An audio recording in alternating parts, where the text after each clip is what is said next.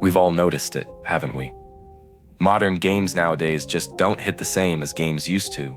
Remember the likes of Warcraft or Skyrim, Mass Effect, The Witcher?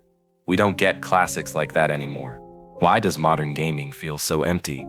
On paper, this should be the golden age. We've got photorealistic graphics, billion-dollar studios, entire open worlds you can get lost in for months. And yet, ask almost any gamer, and you'll hear the same thing. Something's missing. 15 years ago, games didn't need 200 gigabytes or endless updates to be iconic. They had style, unforgettable characters, and gameplay that rewarded skill, not spending. Now too often it doesn't feel like we're playing a game, it feels like we're consuming a product. Modern gaming doesn't suck because of weak technology. It sucks because the industry stopped caring about fun, and once you peel back the layers, you'll see just how deep the rot goes. Let's look at how this happened. The main reasons why modern gaming sucks, and why it'll only get worse until it gets better. Once upon a time, video games felt like passion projects. A handful of developers could pour their hearts into something weird, risky, and unforgettable. Think of Halo Combat Evolved redefining console shooters in 2001, or The Legend of Zelda, Ocarina of Time, pushing storytelling and 3D gameplay way beyond anyone's expectations in the late 90s. Even Grand Theft Auto 3 was a gamble, an open-world crime sandbox that no executive could have focus tested into existence. These games weren't just products, they were passion projects. And because the industry was smaller, developers could afford to take risks. If a game flopped, it stung, but it didn't collapse a billion-dollar empire. But if it worked, it changed the way we thought about gaming forever. Fast forward to today, and that spirit has been smothered by corporate control. Massive publishers like EA, Activision, and Ubisoft swallowed independent studios. And now the biggest decisions are made in boardrooms. And shareholders don't care about fun. They care about safe bets. That's why we get the same formula year after year. Call of Duty churns out an annual installment like clockwork. FIFA sells you a slightly shinier version of last year's game for full price. Even franchises that once felt groundbreaking like Assassin's Creed turned into endless conveyor belts of sequels. And when they're not recycling the same formula, they're milking nostalgia with remasters and remakes. Remember Warcraft 3 Reforged? Blizzard took one of the most beloved strategy games ever and released a modernized version that stripped out features and somehow looked worse. Or GTA The Trilogy, Definitive Edition, a so-called upgrade that shipped broken, buggy, and soulless, tainting memories of the originals. Gamers notice this. They can feel the difference between something built with passion and something churned out for investors. They see once beloved studios turning into content factories, afraid to risk originality because originality doesn't guarantee profits. Corporate control didn't just reshape how games are made, it rewrote the industry's DNA. What used to be about surprising the player is now about reassuring the investor. And that shift set the stage for something worse. Because once publishers realized they could squeeze more than just the $60 price tag out of you, the floodgates opened. If corporate control was the first crack in the foundation, microtransactions were the wrecking ball. Once publishers realized they could squeeze players beyond the sticker price, gaming changed forever. Back in the early 2000s, you unlocked content by actually playing the game. Skins, maps, secret characters, all rewards for skill or patience. Beat every mission in GoldenEye 007 on hard mode, and you'd unlock cheats like Big Head mode, grind through Halo 2 multiplayer. And you earned armor that showed off your dedication. The reward was for time invested, not money spent. Now, games are designed to drain your wallet. Want that cool skin? Pay up. Want to skip the grind? Pay up. Even single-player experiences have been corrupted by in-game stores. What used to be about unlocking is now about swiping. Few examples hit harder than Star Wars Battlefront 2 in 2017. Players discovered that iconic heroes like Darth Vader were locked behind either 40 hours of grinding or spending real money. The backlash was so intense it made mainstream headlines and forced EA to backpedal. But the damage was done. The industry had shown its hand. Games weren't just about fun anymore, they were designed to be casinos. And it didn't stop there. Loot boxes became the norm, often skirting dangerously close to gambling mechanics. Kids were blowing through their parents' credit cards trying to chase rare skins in FIFA Ultimate Team packs or Overwatch loot crates. Governments in Europe even had to step in, calling them out as predatory. Then came battle passes, a system so effective it's now in almost everything. On paper it looks fair, pay once, unlock rewards as you play. But in reality it creates FOMO, that anxiety that if you don't log in every single day you're wasting money. The game isn't just entertaining you anymore, it's training you to behave a certain way, like a second job. Players notice the shift. Games that should feel like escapes now feel like chores. Instead of playing because they want to, people play because they feel pressured to get their money's worth. The joy of discovery has been replaced by endless reminders to check the store. And that's the most insidious part. The game isn't designed for your enjoyment, it's designed for your spending habits. The art of gaming has been hijacked by the science of addiction. But money isn't the only thing being wasted. Because even when you pay full price for a modern game, you often don't get a complete experience. And that brings us to another reason modern gaming sucks. Remember when you could buy a game, pop it into your console, and just play? No massive downloads, no endless updates, no servers down for maintenance. The game was complete, polished and ready to go on day one. That era is long gone. Today's games are bloated monsters, often taking up more space on your hard drive than entire libraries of classics used to.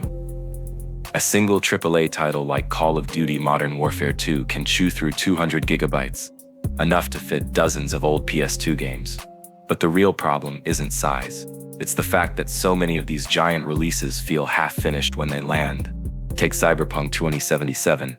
It was hyped as the next great revolution in gaming. A futuristic open world with limitless possibilities. Instead, at launch, players were met with game-breaking bugs, crashes, and laughably broken NPCs. Sony even pulled it from the PlayStation Store, an embarrassment almost unheard of for a big-budget release. Years later, after patches and expansions, it's closer to the vision fans were promised. But why did players have to act as beta testers for a $60 game? Or look at No Man's Sky. Its initial release in 2016 was infamous. Players were promised sprawling galaxies, multiplayer exploration, and endless adventure. What they got was an empty, repetitive grind that felt nothing like the trailers. To their credit, Hello Games worked tirelessly to rebuild it into something better. But the story remains the same. Gamers shouldn't have to wait years for a game to be what was advertised. And it's not just about glitches or missing content. It's the endless updates, patches, and downloads that eat up your time before you even start playing. Day one patches of 50 gigabytes have become standard, as if releasing an unfinished product is just part of the process. In older generations, a broken game was a death sentence. Now publishers treat players like unpaid quality testers. The result? Games feel more like bloated projects than finished experiences. Instead of enjoying a polished product, players spend hours downloading, troubleshooting, and waiting for fixes.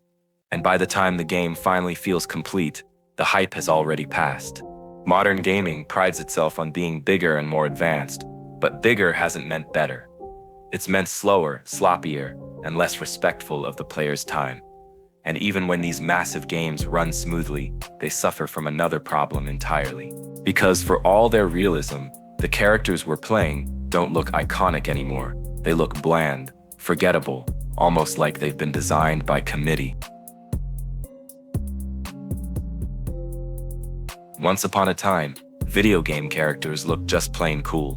They defined eras. Lara Croft, with her exaggerated stylized design, became a cultural icon. Master Chief's green armor wasn't just recognizable, it was aspirational. Even Mario and Sonic, with their simple, cartoonish shapes, carried more personality than most modern protagonists. These characters weren't perfect models of realism, but that was exactly the point. They stood out. They were larger than life. Now compare that to many modern titles. The push for hyperrealism has drained characters of their soul. They're technically impressive, pores on their skin, individual strands of hair, lifelike facial animations, but they're bland, forgettable, designed by committee to offend no one, to sell to everyone, and to leave no lasting impression. Look at Saints Row 2022 reboot. The original series was outrageous, gangsters in purple suits, wild hairstyles, over-the-top swagger. The reboot stripped all of that away in favor of relatable 20-somethings that looked like background NPCs. Fans didn't just dislike the new designs, they mocked them because they felt soulless. Or take Halo 5 Guardians. Master Chief himself remained iconic, but so many of the new Spartans looked generic, indistinguishable from one another. What was once a cast of bold, unique heroes became a sea of forgettable armor sets designed more for monetized customization than storytelling. Even Japanese developers, once known for bold artistic flair, have drifted toward realism. Compare the stylized charm of Final Fantasy IX or Kingdom Hearts to the overly polished, almost uncanny faces in some modern Square Enix titles. It's technically advanced, but emotionally hollow. This isn't just about aesthetics, it's about identity. Players used to cosplay characters, plaster them on posters, and instantly recognize them on sight. Now, outside of a few standouts, how many modern gaming icons are truly memorable? How many are destined to stand alongside Link, Samus, or Kratos in cultural memory? The truth is, the uglification of characters is part of a bigger problem. In chasing mass-market appeal and photorealistic fidelity, developers forgot the rule that made gaming magic in the first place. Style matters more than realism. A bold, even imperfect design can be timeless. A technically flawless face that looks like any random person, forgettable the second you close the game. And this blandness isn't isolated to character design. It's part of a larger creative drought in the industry. Because when it comes to gameplay itself, risks and originality have taken a backseat too. There was a time when every new console generation felt like stepping into the unknown. The PS2 era gave us Shadow of the Colossus, a minimalist masterpiece, where the entire game was just 16 boss fights across a desolate landscape. On the same system, you had Katamari Damacy, where the entire point was rolling a sticky ball that collected objects until you could absorb whole cities. These games were strange, daring, and unforgettable. They weren't designed by marketing teams. They were born from vision. Fast forward to today, and the mainstream gaming landscape feels safe, too safe.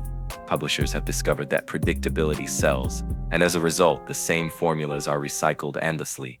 The open-world RPG checklist, the online shooter with seasonal updates, the cinematic action-adventure. Sure, they're polished, but they're rarely surprising. Look at Ubisoft, once known for experimenting with games like Beyond Good and Evil. The company now funnels nearly all of its resources into repeating the same handful of franchises: Assassin's Creed, Far Cry, The Division. These games aren't bad, but they're formulaic to the point of parody. Climb the tower, unlock the map, clear the icons, repeat. The creativity has been replaced with spreadsheets. Or take Call of Duty. Once groundbreaking for its cinematic set pieces and tight multiplayer, it has become an annual ritual of minor tweaks dressed up as reinvention. Each release feels less like a bold new entry and more like a content update for a live service. Meanwhile, when innovation does appear, it's often left to indie developers. Games like Hades, Undertale, or Cuphead reminded players what fresh ideas could look like, but those came from smaller studios willing to gamble. The AAA industry, meanwhile, stays glued to sequels, remakes, and safe trends. Even attempts at innovation sometimes get crushed by corporate caution.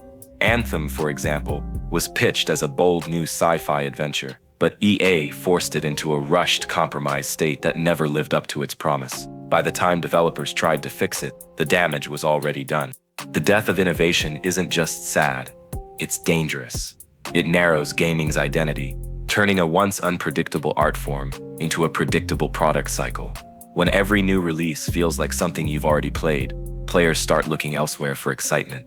And that elsewhere isn't always a positive space, because as the industry doubled down on formulas and profit, something else started to rot from the inside: the communities themselves. For many gamers, the best memories aren't just about the games, they're about the people we played them with. Couch co-op nights with GoldenEye 07, screaming at friends during a Mario Kart race, or dragging a bulky PC tower to a LAN party just to grind Counter-Strike until sunrise. Gaming wasn't just entertainment, it was a shared experience that built friendships. Fast forward to now, and multiplayer is still central, but it feels different. Online lobbies have become toxic minefields, full of trash talk, rage quits, and hackers. The sense of camaraderie that defined early multiplayer is harder to find when every match feels like a battle not just against the game, but against broken systems and hostile players. Take voice chat. In the days of Xbox Live's early rise, it was exciting to jump into a lobby and talk to strangers. Now, many players mute instantly because the expectation is harassment, insults, or worse. The social fabric of gaming communities has frayed, replaced with toxicity that drives people away instead of bringing them together. And then there's the rise of paid online subscriptions. Once, multiplayer was just part of the package. Now, you need Xbox Live Gold, PlayStation Plus, or Nintendo Switch Online just to access features that were free a decade ago. Paying for internet access twice, once to your provider and again to your console maker, leaves a bitter taste. Cheating and exploit culture have made things worse. Games like Call of Duty Warzone or Valorant are plagued with hackers using aimbots or wall hacks, eroding trust and fair play. Companies claim to fight back with anti-cheat systems, but for many players, the damage is already done. Why invest hours into grinding when cheaters ruin every other match? Even when publishers try to fix communities, they often make things worse. Heavy-handed bans, algorithmic moderation, and endless terms of service pop-ups create a sterile environment. Instead of communities feeling alive and self-driven, they feel managed, policed, and hollow. Compare that to the local multiplayer culture of the past. 4 friends on a couch with Smash Bros was chaotic, loud, and memorable. Today's equivalent is sitting alone with a headset, grinding dailies while strangers yell slurs in the background. Progress? Hardly. The truth is, the soul of gaming's community has been fractured. The same industry that once united players now feels like it's driving them apart. And when you combine toxic culture, predatory systems, bland design, and corporate greed, the bigger picture becomes clear. Modern gaming doesn't just have cracks, it has deep structural rot. Modern gaming is bigger, louder, and richer than ever before. But for many players, it's also emptier. The industry has the technology to create worlds we once only dreamed of. Yet somewhere along the way, it lost the heart that made those worlds worth exploring. Corporate control turned bold visions into safe bets. Microtransactions twisted fun into a business model. Bloated, unfinished launches disrespected players' time. Iconic character design gave way to bland, hyper-realistic mannequins. Innovation was buried under sequels and remakes, and communities once the beating heart of gaming fractured into toxicity and paywalls. This isn't just nostalgia talking, it's a recognition that the priorities have shifted. Games that once felt like art and adventure are now built like products, carefully engineered to maximize spending rather than joy. That doesn't mean every modern game is soulless. There are still gems, often from indie studios or the rare AAA team that pushes against the mold. But those are the exceptions, not the rule. So, why does modern gaming suck? Because progress came at a cost. Technology advanced, but creativity stalled. Budgets soared, but risks shrank. And while the industry became more profitable than Hollywood, the experience for players often became less fulfilling. The golden age of gaming might feel like it's behind us, but maybe that's the wrong way to look at it. Because as long as there are developers who care more about play than profit, there's hope. And maybe the real future of gaming won't come from billion-dollar corporations at all, but from the small, scrappy teams willing to make something unforgettable again.